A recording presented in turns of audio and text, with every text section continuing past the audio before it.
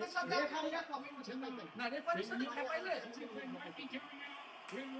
ওটা আমার কোনো good game good game good game folk good game good game Good game. আমি আজকে GGMU GGMU হালা মাদ্রিদ ভাই কি বলবেন, বলেন আপনি থেকে শুরু। লাস্ট দুই গেম যেভাবে বার্সেলোনা রিয়াল মাদ্রিদ সেই হিসেবে এটা খুবই ভালো গেম খুবই ভালো না ফার্স্ট হাফের পরে বলছিলাম রিয়াল মাদ্রিদ প্লেড হারাম বল, বাট সেকেন্ড হাফে রিয়াল মাদ্রিদ ভালো খেলছে।